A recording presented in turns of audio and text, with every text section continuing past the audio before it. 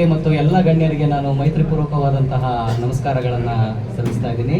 ಅದೇ ರೀತಿ ವೇದಿಕೆ ಮುಂದಿರುವಂತಹ ಎಲ್ಲ ಉಪಾಸಕ ಮತ್ತು ಉಪಾಸಕಿಯರಿಗೂ ಕೂಡ ನಾನು ಮೈತ್ರಿಪೂರ್ವಕವಾದಂತಹ ನಮಸ್ಕಾರಗಳನ್ನು ಸಲ್ಲಿಸ್ತಾ ಇದ್ದೀನಿ.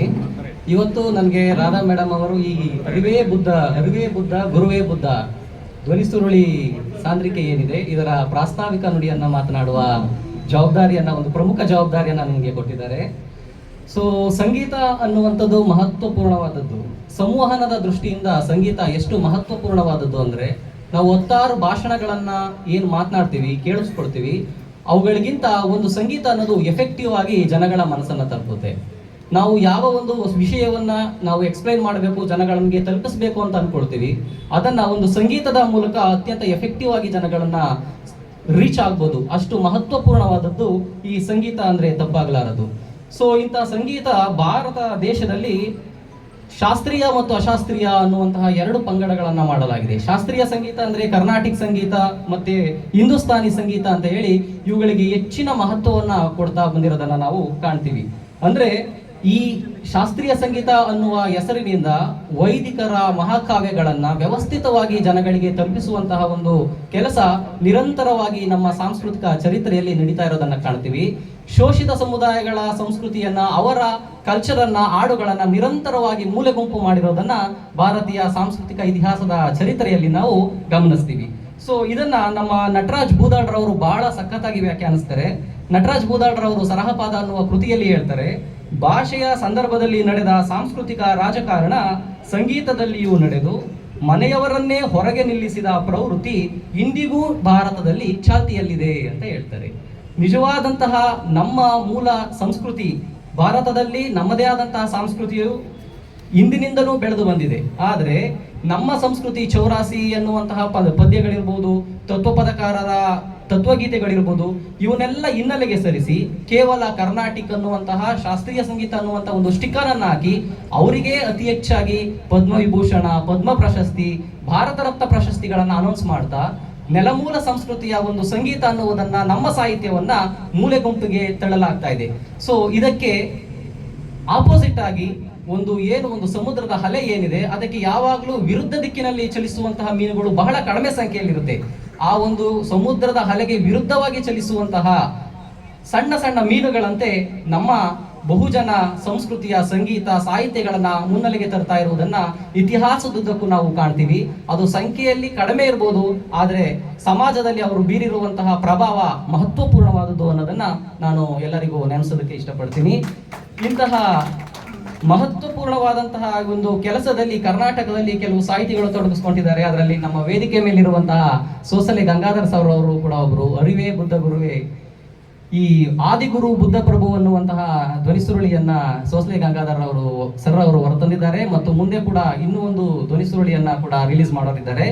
ಅದೇ ರೀತಿ ಕರ್ನಾಟಕದಲ್ಲಿ ನೀಲಕಂಠ ಬಡಿಗೇರ್, ಪಿಚಳ್ಳಿ ಶ್ರೀನಿವಾಸ್ ಸರ್ ಅವರು, ದೇವೇಂದ್ರಪ್ಪ ಹೆಗಡೆ, ಸಿದ್ಧಾರ್ಥ ಚಿಮ್ಮ ಇಡ್ಲಾಯಿ ಮತ್ತು ಅನಸೋಗೆ ಸೋಮಶೇಖರ್ ಸರ್ ಅವರು, ಆರ ಮಹೇಶ್ ಸರ್ ಅವರು, ಹೀಗೆ ಹಲವಾರು ಜನ ಸಾಹಿತಿಗಳು ನಮ್ಮ ನೆಲಮೂಲ ಸಂಸ್ಕೃತಿಯ, ನಮ್ಮ ಪೂರ್ವಜರ ಇತಿಹಾಸ ಚರಿತ್ರೆಯನ್ನ ಸಂಗೀತ ಸಾಹಿತ್ಯದ ಮೂಲಕ ಕಟ್ಟಿಕೊಡುವಂತಹ ಕೆಲಸವನ್ನ ಮಾಡಿದ್ದಾರೆ.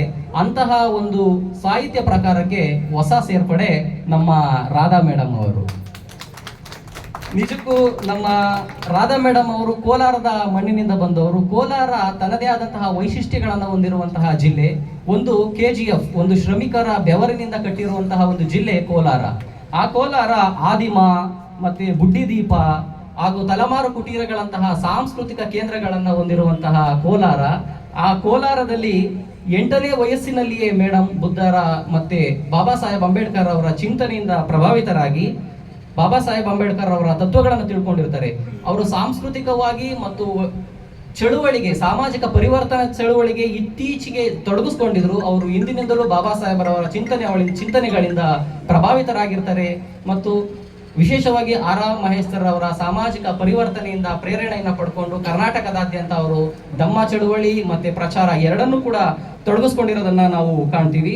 ಮತ್ತೆ ಬಹಳ ಹೆಚ್ಚಾಗಿ ನಾವು ನೋಡ್ಬೋದು, ರಾಧಾ ಮೇಡಮ್ ಅವರು ಸಾಮಾಜಿಕ ಜಾಲತಾಣಗಳಲ್ಲಿ ಆಕ್ಟಿವ್ ಆಗಿರ್ತಾರೆ. ಅಲ್ಲಿ ನೋಡ್ತೀವಿ, ಒಂದ್ಸಲ ರಾಧಾ ಮೇಡಮ್ ಅವರು ಹಳ್ಳಿಗಳಲ್ಲಿ ಧಮ್ಮದೀಪ ಕಾರ್ಯಕ್ರಮಗಳಲ್ಲಿ ಇರ್ತಾರೆ. ಸೊ ವಿಹಾರ ನಿರ್ಮಾಣ, ಮಾಲೂರಿನಲ್ಲಿ ವಿಹಾರ ನಿರ್ಮಾಣ ಅನ್ನುವಂತಹ ಕಾರ್ಯಕ್ರಮದಲ್ಲಿ ಇರ್ತಾರೆ. ಅದೇ ರೀತಿ ಇನ್ನೊಂದ್ಸಲ ನೋಡಿದ್ರೆ ಅದೇ ಫೇಸ್ಬುಕ್ ಅಲ್ಲಿ ಸಾಮಾಜಿಕ ಹೋರಾಟಗಳು, ಶೋಷಣೆ ವಿರುದ್ಧದ ಹೋರಾಟಗಳು, ಪೊಲೀಸ್ ಸ್ಟೇಷನ್ ಅಲ್ಲಿ ಯಾವುದೋ ದೌರ್ಜನ್ಯದ ವಿರುದ್ಧ FIR ಅನ್ನು ಹಾಕ್ಸೋದಕ್ಕೆ ಅಂತ ಹೋರಾಟಗಳಲ್ಲಿ ಇರ್ತಾರೆ.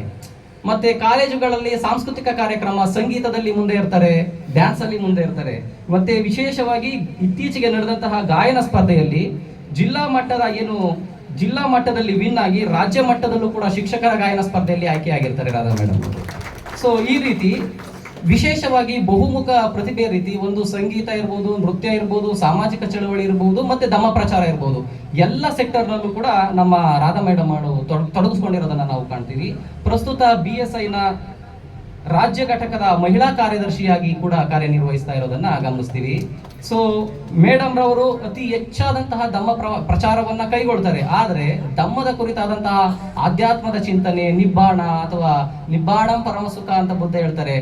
ಸೊ ಇಂತಹ ಮುಕ್ತಿಯ ಮಾರ್ಗ, ಈ ಮಾರ್ಗಗಳನ್ನ ಆಯ್ದುಕೊಳ್ಳದೆ ಕೇವಲ ಧಮ್ಮ ಪ್ರಚಾರವನ್ನ ಅವರು ಆಯ್ಕೆ ಮಾಡ್ಕೊಂಡಿದ್ದಾರೆ. ಇದು ಹೇಗೆ ಅಂದ್ರೆ, ನಾನು ಅವ್ರನ್ನ ಮಾತಾಡಿಸ್ತಾ ಇರುವಾಗ ಹೇಳ್ತಾರೆ, ನಮ್ಗೆ ಅದು ಡೀಪ್ ಬೇಡ್ರಿ, ಮುಕ್ತಿ ಅವೆಲ್ಲ ತಗೊಂಡು ಏನ್ ಮಾಡದ, ಧಮ್ಮ ಅನ್ನೋದು ಕೇವಲ ನಮ್ಗೆ ಸಾಮಾಜಿಕ ಹೋರಾಟದ ದಾರಿ ಆಗ್ಬೇಕು, ರಾಜಕೀಯ ಚಳುವಳಿಯ ಪಥವಾಗ್ಬೇಕೇ ಹೊರತು ಮುಕ್ತಿ ಅನ್ನುವುದು ನಮ್ಗೆ ಬೇಡ ಅಂತ ಮೇಡಮ್ ಒಂದು ಸ್ಲೋಗನ್ ಹೇಳ್ತಾರೆ. ಅದೇನು ಅಂದ್ರೆ, ಭೀಮ ವಿಚಾರ ಧಮ್ಮ ಪ್ರಚಾರ, ಇಷ್ಟೇ ಸಾಕಲ್ವ ನಮ್ಗೆ, ಇನ್ನ ಮುಕ್ತಿ ಅವನ್ನೆಲ್ಲ ಕಟ್ಕೊಂಡು ನಾವೇನ್ ಮಾಡದ, ನಮ್ಗೆ ಭೀಮ ವಿಚಾರ ಧಮ್ಮ ಪ್ರಚಾರ ಇವೆರಡೇ ಸಾಕು ಅನ್ನುವ ಒಂದು ಸ್ಲೋಗನ್ ಇಂದನೇ ಮೇಡಮ್ ಸ್ಟ್ರಾಂಗ್ ಆಗಿ ಇದ್ದಾರೆ ಅನ್ನೋದನ್ನ ನಾವು ನೆನಪಿಸ್ಕೊಬಹುದು. ಸೊ ಮತ್ತೆ ವಿಶೇಷವಾಗಿ ಏನು ಈ ಧ್ವನಿ ಸುರುಳಿ ಬಂದಿದೆ, ಇದರಲ್ಲಿ ನಮ್ಮ ರಾಧಾ ಮೇಡಮ್ ಹೇಳ್ತಾ ಇದ್ರು, ಈ ಕಾರ್ಯಕ್ರಮ ಯಶಸ್ವಿ ಆಗೋದಕ್ಕೆ ಕಾರಣರಾದವ್ರನ್ನ ನೆನಪಿಸ್ಕೊಳ್ಳೇಬೇಕು ಅಂತ. ವಿಶೇಷವಾಗಿ ಸಂಗೀತ ನಿರ್ದೇಶಕರು ಸಾಯಿ ಸುರೇಶ್ ಅವರು ಮತ್ತೆ ಮಹೇಶ್ ಕೋಟೇರ್ ಅವರು, ಇವರನ್ನ ವಿಶೇಷವಾಗಿ ನೆನಪಿಸ್ಕೊಳ್ಬೇಕು. ಅಂದ್ರೆ ಎಲ್ಲ ರೀತಿಯಲ್ಲಿ ರಚನೆ ಮತ್ತು ಹಾಡುಗಾರಿಕೆಯಲ್ಲಿ ವಿಶೇಷವಾಗಿ ಸಹಾಯವನ್ನ ಮಾಡಿದ್ದಾರೆ ಅಂತ ಹೇಳಿದ್ದಾರೆ. ಮತ್ತು ಗುರುವೇ ಬುದ್ಧ ಅನ್ನುವಂತಹ ಸಾಂಗ್ ಅನ್ನ ಸಾಯಿ ಸುರೇಶ್ ರವರೇ ಬರೆದು ಅದನ್ನ ಹಾಡಿದ್ದಾರೆ ಅನ್ನೋದನ್ನ ಕೂಡ ಕೇಳಲ್ಪಟ್ಟಿದ್ದೀನಿ. ಅವರನ್ನು ಕೂಡ ನಾನು ವಿಶೇಷವಾಗಿ ಅಭಿನಂದಿಸೋದಕ್ಕೆ ಇಷ್ಟಪಡ್ತೀನಿ. ಅದೇ ರೀತಿ ಗಾಯಕರಾದಂತಹ ಗುರುಮೂರ್ತಿರವರು, ಮುನಿರಾಜ್ರವರು ಮತ್ತೆ ಶೀಲಾರವರು, ಇವರೆಲ್ಲರಿಗೂ ಕೂಡ ನಾನು ಅಭಿನಂದಿಸೋದಕ್ಕೆ ಇಷ್ಟಪಡ್ತೀನಿ. ಸೊ ನಮ್ಮ ಈ ಒಂದು ಧ್ವನಿ ಸುರುಳಿ ಈ ಕಾರ್ಯಕ್ರಮ ಏನಿದೆ ಬಹಳ ಯಶಸ್ವಿಯಾಗಿ ನಡೆಯುತ್ತೆ. ಯಶಸ್ವಿ ಆಗ್ತಾ ಇರೋದಕ್ಕೆ ನೀವೆಲ್ಲ ಸಾಕ್ಷಿಯಾಗಿದ್ದೀರಿ. ವೇದಿಕೆ ಮೇಲಿರುವಂತಹ ಎಲ್ಲ ಗಣ್ಯರು ಕೂಡ ಸಾಕ್ಷಿಯಾಗಿದ್ದಾರೆ. ಸೊ ಮತ್ತೆ ಈ ಒಂದು ಧ್ವನಿ ಸುರುಳಿ ಅನ್ನುವಂಥದ್ದು ಸಾಮಾಜಿಕ ಪರಿವರ್ತನೆಯಲ್ಲಿ ಕ್ರಾಂತಿಯನ್ನ ಉಂಟು ಮಾಡಲಿ, ಹೊಸ ಹೊಸ ಹಾಡುಗಳು, ಧ್ವನಿ ಸುರುಳಿಗಳು ಬರೋದಕ್ಕೆ ಪ್ರೇರಣೆಯನ್ನ ಕೊಡ್ಲಿ ಅಂತ ಹೇಳ್ತಾ, ವಿಶೇಷವಾಗಿ ನಮ್ಮ ರಾಧಾ ಮೇಡಮ್ ಅವರಿಗೆ ಮತ್ತೊಮ್ಮೆ ನಾನು ವಂದಿಸುತ್ತಾ ನನ್ನ ಪ್ರಾಸ್ತಾವಿಕ ಮಾತುಗಳನ್ನ ಇಲ್ಲಿಗೆ ಮುಕ್ತಾಯ ಆಡ್ತಾ ಇದ್ದೀನಿ. ಸೊ ಈ ಒಂದು ಅವಕಾಶಕ್ಕಾಗಿ ನಾನು ನಮ್ಮ ರಾಧಾ ಮೇಡಮ್ ರವರಲ್ಲಿ ಮೈತ್ರಿಪೂರ್ವಕವಾದಂತಹ ಧನ್ಯವಾದಗಳನ್ನು ಹೇಳ್ತಾ ಇದ್ದೀನಿ. ನಮೋ ಬುದ್ಧಾಯ.